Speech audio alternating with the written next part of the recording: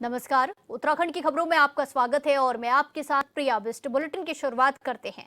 पूर्व राष्ट्रपति रामनाथ कोविंद कुमाऊं के दौरे पर हैं। वो आज द्वाराहाट से होकर आदि माउंट के लिए रवाना हुए। इस दौरान उन्होंने मुख्य चौक पर लोगों को अभिवादन भी स्वीकार किया। सुरक्षा को लेकर पुलिस प्रशासन जगह जगह तैनात है।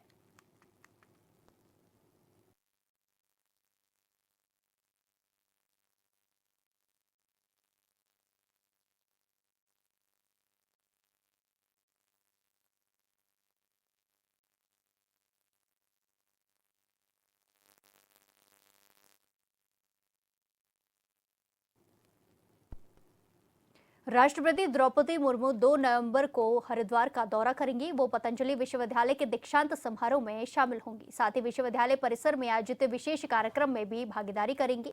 राष्ट्रपति के आगमन से पहले हरिद्वार प्रशासन अलर्ट मोड पर है। सुरक्षा और व्यवस्थाओं को लेकर तैयारियां की जा रही हैं। जिलाधिकारी मनु दीक्षित और एसएसपी प्रमेय सिंह डोभाल ने हेलीपैड से लेकर कार्यक्रम स्थल तक का बारीकी से निरीक्षण किया। पतंजलि विश्वविद्यालय परिसर से लेकर पूरे रूट पर सुरक्षा व्यवस्था को लेकर पुलिस और प्रशासन ने पूरी रूपरेखा तय की है।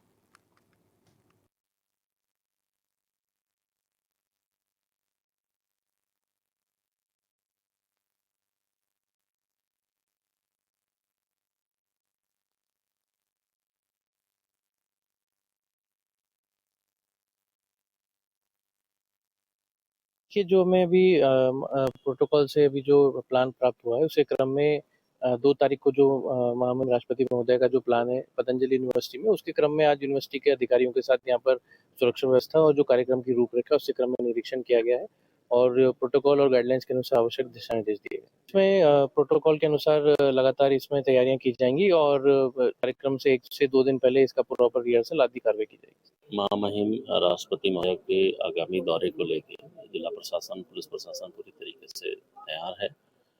इसी परिप्रेक्ष्य में आज से निरीक्षण मेरे और जिलाधिकारी द्वारा किया गया है और जो भी व्यवस्थाएं यहाँ पर की गई हैं उनको देखा गया है, किस तरीके से अरेंजमेंट्स किए जाने हैं उसी को ध्यान में रखते हुए इस दौरे को रखा गया है। आगामी 3-4 दिन महत्वपूर्ण है और हम लोग पूरी तैयारी से इसमें जुटे हैं और मुझे पूरा यकीन है कि आगामी महामहिम का दौरा अच्छे माहौल में और अच्छे तरीके से संपन्न किया जाए। सभी जो महत्वपूर्ण बिंदु थे उनका निरीक्षण किया गया। इसी के अनुरूप जो हमारे ड्यूटी चार्ट्स हैं, ड्यूटी को बनाया जाएगा, उसी के अनुरूप ड्यूटी को लगाया जाएगा। उत्तराखंड सरकार के कैबिनेट मंत्री डॉक्टर धन सिंह रावत थल्लीसैंण क्षेत्र के प्रवास पर रहे, जहां उन्होंने उप जिला चिकित्सालय के लिए चिन्हित भूमि का निरीक्षण किया। वहीं राजकीय चिकित्सालय थल्लीसैंण पहुंचकर भर्ती मरीजों का हालचाल जाना, अस्पताल की व्यवस्था का जायजा भी लिया। डॉक्टरों और स्वास्थ्य कर्मियों से बात करते हुए उन्होंने बेहतर स्वास्थ्य सेवा सुनिश्चित करने के निर्देश दिए। डॉक्टर रावत ने राजकीय महाविद्यालय में निर्माणाधीन छात्रावास, खेल मैदान, बाउंड्री वॉल सहित अन्य कार्यों का निरीक्षण कर निर्माण कार्यों की गुणवत्ता समय से सुनिश्चित करने के निर्देश दिए। उन्होंने क्षेत्र में बढ़ते मानव वन्यजीव संघर्ष पर अधिकारी के साथ विस्तार से चर्चा की। बैठक में उन्होंने निर्देश दिए हैं कि जंगली जानवरों से होने वाले नुकसान को रोकने के लिए आधुनिक तकनीकों का उपयोग किया जाए और ग्रामीणों को जागरूक किया जाए। इसके बाद कैबिनेट मंत्री ने विकासखंड थलीसैंण में नवनिर्वाचित जनप्रतिनिधियों के सम्मान समारोह में भाग लिया, जिसमें प्रधान, क्षेत्र पंचायत सदस्य और जिला पंचायत सदस्यों को सम्मानित किया गया। इस अवसर पर कई प्रतिनिधियों ने बीजेपी की शपथ ग्रहण की है, सदस्यता ग्रहण की। वहीं डॉक्टर धन सिंह रावत ने थलीसैंण ब्लॉक मुख्यालय में आयोजित कैन्योर थलीसैंण पेयजल पंपिंग योजना का भूमि पूजन और शिलान्यास भी किया। देखिए, सबसे पहले तो मैं थलीसैंण निवासियों को और कैन्योर निवासियों को, जो हमारे यहाँ पे नगर पंचायत बनी है, उनको दीपावली की भी, भैया दूज की भी आज ने बधाई दी है। और बड़ा हर्ष का विषय है कि हमारी सरकार के द्वारा, हमारे आदरणीय प्रधानमंत्री जी, मुख्यमंत्री जी और मेरे द्वारा यहाँ पे लगभग 27 करोड़ रुपए की एक योजना का आज हमने भूमि पूजन किया है। और अब घर घर पानी देने के लिए हमने एक बड़ी योजना यहाँ के लिए लाए हैं।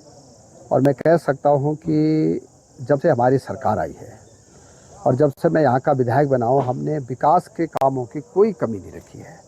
आप देख रहे हैं कि अब थलीसैंण को हम उप जिला चिकित्सालय बना रहे हैं, उसके जो है हमने पैसे अब मुक्त कर दिए हैं, उसका टेंडर भी हो चुका है और बहुत जल्दी हम उसका भूमि पूजन करने जा रहे हैं। हमने आपने देखा होगा कि चौथान की रोडों के लिए, थैलीसैट की रोडों के लिए, यहाँ हर प्रकार के विकास के लिए हम काम कर रहे हैं। डिग्री कॉलेज में भी गरीब बच्चों के लिए हम हॉस्टल बना रहे हैं। यहाँ पे विज्ञान संकाय बन के तैयार हो गया है, यहाँ का फील्ड बन के तैयार हो गया है, यहाँ पे बच्चों के लिए पर्याप्त मात्रा में हमने किताबें दे रखी हैं। और इतना ही नहीं, इंटर कॉलेज की भी नई बिल्डिंग यहाँ पे बन के तैयार हो गया है। कुमाऊं विश्वविद्यालय में 4 जनवरी को आयोजित होने वाले 20वें दीक्षांत समारोह की सभी तैयारियां पूरी हो गई हैं। इस बार विश्वविद्यालय छात्र छात्राओं को स्नातक और स्नातकोत्तर पीएचडी डिलीट की उपाधि प्रदान करेगा। कुमाऊं विश्वविद्यालय के कुलपति प्रोफेसर डीएस रावत ने बताया कि कार्यक्रम में इस बार भारत की राष्ट्रपति द्रौपदी मुर्मू मुख्य अतिथि होंगी, जो पूरे प्रदेश के गौरव का विषय है। उन्होंने बताया कि दीक्षांत समारोह कार्यक्रम दोपहर 3 बजे से 4 बजे तक होगा।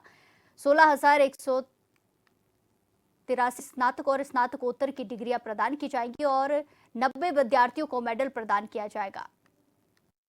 234 टोटल पीएचडी हैं, जिसमें हमारा 4 तारीख को फिक्स हुआ है और 3 बजे से शुरू होगा शाम के समय। एंड इस कॉन्वोकेशन की जो खासियत है वो ये है कि महामहिम राष्ट्रपति महोदया इसकी चीफ गेस्ट होंगी। प्रोग्राम हमको कल शाम को मिला है एंड अभी डिटेल प्रोग्राम हमारे को आएगा। टोटल इस बार 16,183 under grade and post graduate students को डिग्री दी जाएंगी एंड डिग्री सब प्रिंटिंग के लिए भेजी जा चुकी हैं। किसी भी बच्चे को हमारे पास डिग्री के लिए आने की ज़रूरत नहीं पड़ेगी। 234 टोटल पीएचडी हैं, जिसमें 3 डिलीट हैं एंड 90 मेडल्स हैं। और टोटल इन बच्चों में अगर हम मेल फीमेल की बात करें, 60% बच्चे जो हमारे हैं वो फीमेल हैं। उत्तराखंड राज्य अपने स्थापना दिवस 9 नवंबर को 25 वर्ष पूरे करने जा रहा है और इस अवसर को सरकार एक स्वर्णिम पर्व के रूप में मनाने जा रही है। संस्कृति विभाग के सचिव युगल किशोर पंत ने बताया कि 1 से 9 नवंबर तक पूरे राज्य में हिमालयी राज्यों का संगीत, कला और सांस्कृतिक उत्सव आयोजित किया जाएगा। देहरादून के कैंट स्थित सांस्कृतिक केंद्र में इस दौरान विविध विषयों पर कार्यशालाएं, सांस्कृतिक प्रस्तुति और कला प्रदर्शनी होगी। उत्सव में उत्तराखंड के साथ साथ अन्य हिमालयी राज्यों के कलाकार भी अपनी प्रस्तुतियों से लोक संस्कृति का समृद्ध रंग बिखेरेंगे।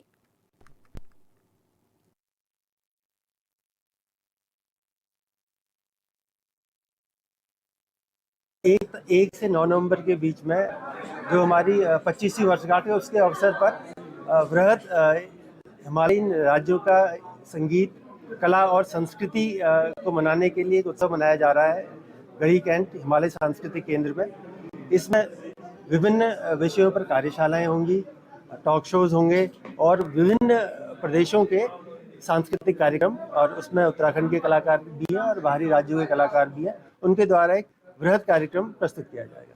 वेबसाइट भी लॉन्च की जाएगी। इस वेबसाइट का क्या, एक वेबसाइट भी जो लॉन्च होगी वो किस लिए होगी और जो कार्यक्रम जो अपलोड होंगे उसके लिए क्या कुछ तैयार की गई? इसमें ninaaduttarakhand.com नाम से वेबसाइट भी लॉन्च की जा रही है, जिससे लोगों को कार्यक्रम के बारे में जानकारी प्राप्त हो सके। और spacebox.com पे इस कार्यक्रम को अपलोड किया जा रहा है, ताकि जिनको अपनी सीटें आरक्षित करनी है वो अपनी सीटें आरक्षित करें। ये सारा निःशुल्क है। उत्तराखंड राज्य स्थापना दिवस और रजत जयंती महोत्सव के अवसर पर इस बार महिलाओं को केंद्र में रखते हुए एक विशेष कार्यक्रम आयोजित किया जा रहा है। इस आयोजन में उत्तराखंड की स्थापना के बाद महिलाओं की उपलब्धियों, उनके सामने मौजूद चुनौतियों और विकसित भारत के निर्माण में उनकी भूमिका पर चर्चा की जाएगी। ये विशेष कार्यक्रम 8 नवंबर को हल्द्वानी के गोलापार स्टेडियम में होगा, जो 2 हिस्सों में बांटा रहेगा। पहले हिस्से में टॉक शो, ग्रुप डिस्कशन और विजन फॉर फ्यूचर विषय पर विमर्श होगा, जबकि दूसरे हिस्से में झोड़ा, चांचरी, सांस्कृतिक नृत्य और लोक गायन जैसी प्रस्तुतियां होंगी। प्रदेश भर से हजारों महिलाएं पारंपरिक परिधान में सुसज्जित होकर इस आयोजन में शामिल होंगी, जो उत्तराखंड की लोक संस्कृति और नारी शक्ति दोनों का संगम पेश करेगा।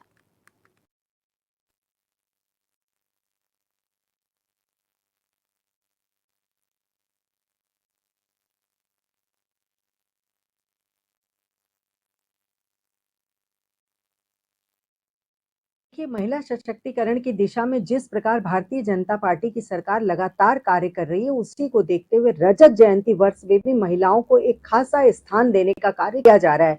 इस रजत जयंती वर्ष में हमारी राष्ट्रपति जी की जहां तक संभावना है वो रहेंगी दौरे पर, और गोलापार में जो कार्यक्रम होने जा रहा है उसमें महिलाओं पर एक विशेष फोकस दिया जाएगा। पहले महिलाओं की क्या स्थिति थी, भारतीय जनता पार्टी की सरकार आने के बाद महिलाओं में क्या विकास देखने को मिला है, महिला सशक्तिकरण में क्या विकास देखने को मिला है, इन सब चीजों पर ध्यान दिया जाएगा, फोकस दिया जाएगा। और इस रजत जयंती वर्ष में महिलाओं को किस प्रकार और विकसित बनने की दिशा में, विकसित भारत बनने की दिशा में किस प्रकार और योगदान किया जा सकता है, इस पर फिर से विचार किया जाएगा। पुनः विचार करके एक विकसित भारत बनाने की दिशा में महिलाओं का कैसे योगदान और हो सकता है, उस पर पूरी तरीके से कार्यक्रम आयोजित किए जाएंगे।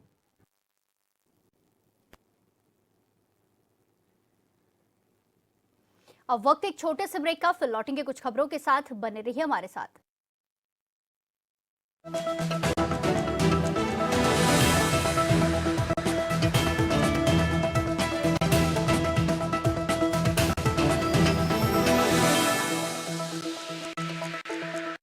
ब्रेक के बाद एक बार फिर से आपका स्वागत है। रुक करेंगे खबरों का। पौड़ी के बोरीखाल, थलीसैंण और पाबो ब्लॉक में लगातार कुछ समय से भालू का आतंक देखने को मिल रहा है। जंगलों और ग्रामीणों की गौशाला में घुसकर अभी तक 60 से 70 मवेशियों को भालू द्वारा मारे जाने पर भी वन विभाग द्वारा भालू को न मारे जाने पर स्थानीय ग्रामीणों के साथ उत्तराखंड क्रांति दल ने भी नाराजगी जताई है। जिलाधिकारी से मुलाकात कर ज्ञापन सौंपते हुए स्थानीय ग्रामीणों के साथ उत्तराखंड क्रांति दल के जिला अध्यक्ष अर्जुन नेगी ने बताया कि कुछ दिन पहले भालू द्वारा पाबो ब्लॉक में एक महिला पर हमला किया गया, जो अभी भी अस्पताल में भर्ती है। उन्होंने आतंक का प्राय बने भालू को मारे जाने की मांग उठाई है। इसके साथ ही उन्होंने पौड़ी जिला अस्पताल की व्यवस्थाओं पर भी सवाल खड़े किए हैं।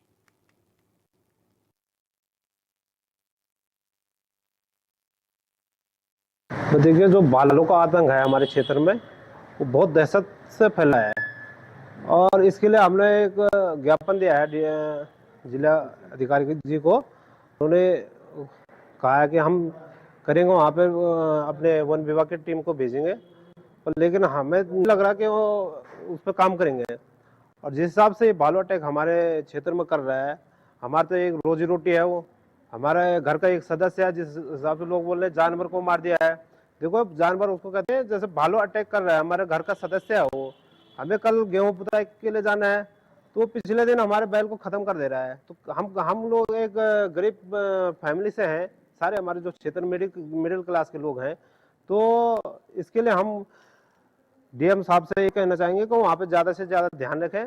और दूसरी बात है, जो गाय माता को पे भी बिल्कुल बुरी तरीके से भालू हत्या कर रहा है उस पर, तो ये भी बहुत गलत बात है। तो हमारा जो ये कहने का मतलब है कि डीएम साहब जो भी वहाँ पे देखेंगे तो अच्छी तरह से वहाँ पे अपने वन विभाग की फोर्स को ले जाएं हर गांव में, और हम भी वन विभाग के साथ खड़े रहेंगे। देखिए, यह पूरा मामला जो है, हम इस विषय में आ रहे हैं कि वहाँ पे भालू का बहुत ज़्यादा जो है आतंक फैल चुका है, जो कि कागजों में तो काम हो रहा है पर जमीनी स्तर पे काम नहीं हो रहा है। वो इसका नहीं हो रहा कि मैम का कहना है कि वो भालू हमें दिख नहीं रहा है, वो दिख नहीं रहा है, वो तो रात को अटैक कर रहा है, ना कि दिन को अटैक कर रहा है। और जो कि मैम ने अभी कहा हमको ऊपर कि भालू दिख नहीं रहा, वो रात को अटैक कर रहा है। तो जो वन विभाग की टीम है उसको दरअसल वो पिछले गए थे, कुछ दिनों पहले गए थे, पर वो ज़्यादा टाइम वहाँ पे रुके नहीं, सीधे आ गए थे, कुछ ही समय वहाँ पे रुके। तो उतना खास रिस्पॉन्स हमें अभी तक मिला नहीं, जबकि हम बहुत से कई बार हम आवाज़ उठा चुके हैं और उस आवाज़ उठाने का हमें रिस्पॉन्स कुछ खास मिल नहीं रहा है। तो हम अगर हमारी अभी भी आवाज़, हमारी बात दबाई दबाई जाएगी तो हम एक बहुत बड़ा जो है जन आंदोलन छिड़ सकते हैं, जो कि हमारे उत्तराखंड क्रांति दल से यूकेडी हमारी उत्तराखंड के विभिन्न जन मुद्दों पे ज्ञापन सौंपा है, लेकिन मेन मुद्दे एक भालू का आतंक, वन विभाग की लापरवाही। ये लापरवाही है वन विभाग की, कागजों में काम कर रही है और कह रही है हमको दिख नहीं रहे वो। तो हमने उससे पहले हमारे भाई बाद में, उससे पहले आपको पता है कि हमने बोला कि ये तो वन विभाग का काम है, वन विभाग जाकर देखे कि वो भालू कब आ रहा है, कैसा आ रहा है, क्यों आ रहा है करके। तो यहाँ पे यदि लापरवाही होगी तो हम उसका उग्र आंदोलन करेंगे। दूसरा, हम स्वास्थ्य विभागों के संदर्भ में आ रखे हैं और मैंने दोटोक मैडम से कहा है कि मैडम इस विषय में मेरे को और किसी भी व्यक्ति को यहाँ पे आने की जरूरत नहीं है। ये दिस इज योर रिस्पॉन्सिबिलिटीज, न केवल रिस्पॉन्सिबिलिटीज है, मॉरल रिस्पॉन्सिबिलिटीज है उनकी नैतिक जिम्मेदारी, इसलिए उन लोगों को तनख्वाह मिलती है। यहाँ पे हमारे जो भी अधिकारीगण बैठे हुए हैं वो इसीलिए यहाँ पे बैठे हुए हैं कि वो जन मुद्दों को सॉल्व करें। और हमारा दोटोक कहना है कि मुझे कम से कम दोबारा यहाँ पे आना ना पड़े। जो भालू का आतंक है उसके हमारे लोग निजात पाने चाहिए और जो अस्पतालों में असुविधाएं हैं वो अविलंब पूरी होनी चाहिए। बाकी अगर नहीं हुई तो हम लोग उग्र आंदोलन करेंगे भाई यूपी की तरफ से। तो ये भी सरकारों की जिम्मेदारी है भाई कि सरकार जो है सड़कों का ढंग से दानीकरण करे।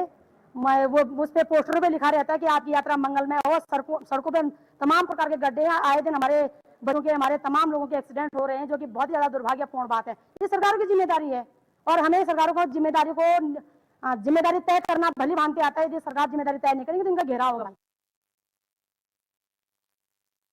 भालू के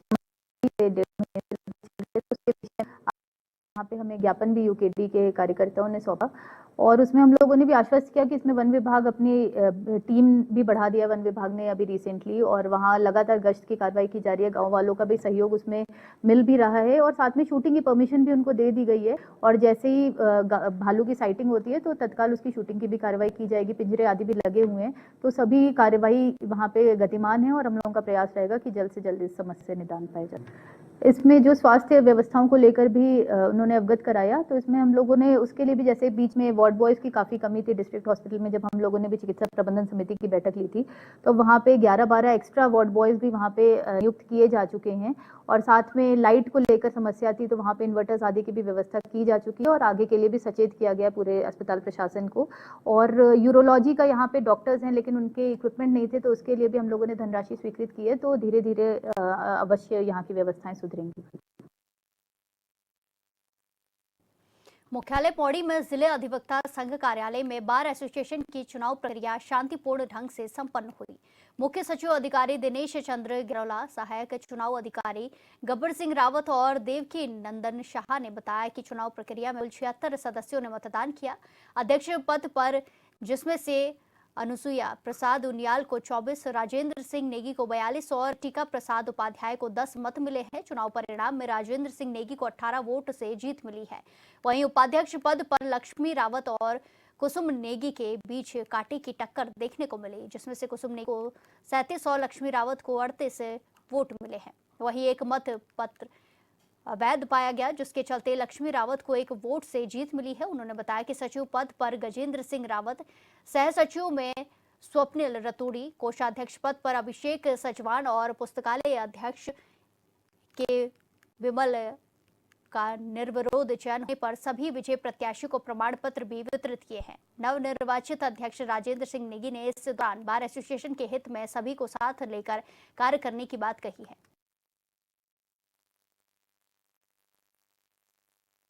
ये हमारी जो जिला अधिवक्ता संघ पौड़ी है बहुत पुरानी बार है। ये यूपी के टाइम से केवल यूपी में केवल 2 बारें जो हैं सुप्रीम कोर्ट से एफिलिएटेड थी, एक मेरठ बार और ये पौड़ी जिला अधिवक्ता संघ की पौड़ी बार। यहाँ से काफी बस ये जो आज हमारा चुनाव हुआ उसमें टोटल जो है 76 सदस्य गणों ने मतदान किया।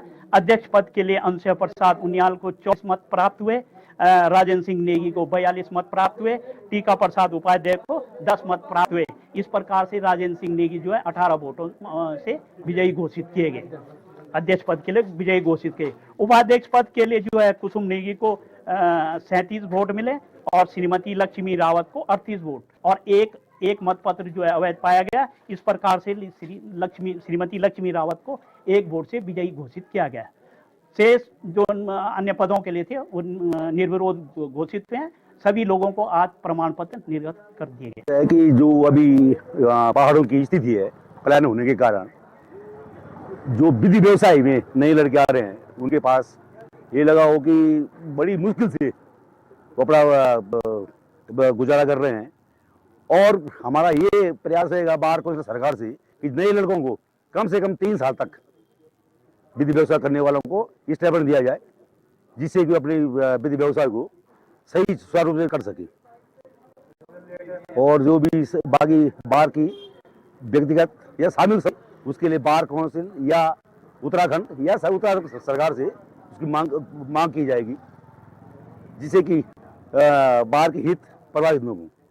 ये व्यवस्था तो एक्ट में दी गई है, रेवेन्यू एक्ट में है, लेकिन यहाँ पे प्रशासन के द्वारा रेवेन्यू न्यायालयों में कहीं भी अधिवक्ताओं को बैठने के लिए कोई स्थान नहीं दिया गया है और ना कोर्ट के अंदर अधिवक्ताओं को बैठने की उचित व्यवस्था है। इस संबंध में जिलाधिकारी आयुक्त महोदय से बात की जाएगी। निर्विरोध सचिव मेरे सारे अधिवक्ता मित्र और मेरे गुरुजन सबके सहयोग से मुझे निर्विरोध सचिव बनाया गया है और बार के हित में जो भी काम होगा मैं पूरी लगन और ईमानदारी से बार के हित में सारे काम करूंगा। है यहाँ पे हमारे एडवोकेट लोग हैं, हम सभी मित्रता हैं, सभी जो हैं उसमें 3 कैंडिडेट थे अध्यक्ष में, तो जो हमारे राजेंद्र सिंह नेगी जी जो है हमारे अध्यक्ष बने हैं। सब मिल करके काम करेंगे, अभी मिल करके जो भी हमारे कार्यदर्शी हैं सब मिल करके काम करेंगे। हमारे नेगी जी जो है पहले भी अध्यक्ष रह चुके हैं और बहुत सीनियर हैं और उनके साथ काम करने का अवसर मिला है और वो तो पहले हमारे बहुत सीनियर एडवोकेट हैं अध्यक्ष जी हमारे। चैम्बर के लिए बात करेंगे सरकार से और हम शासन में भी जाएंगे कि हमें चैम्बर की व्यवस्था होनी चाहिए बैठने के लिए और हम सब मिल करके काम करेंगे। वकीलों के हितों में जो भी समस्याएं होगी सबको कार्य करेंगे। गजेंद्र रावत हूँ मैं और सचिव के लिए मैं निर्विरोध। इस बुलेटिन में फिलहाल के लिए इतना ही। बाकी तमाम खबरों के लिए देखते रहिए HNN 24/7। नमस्कार।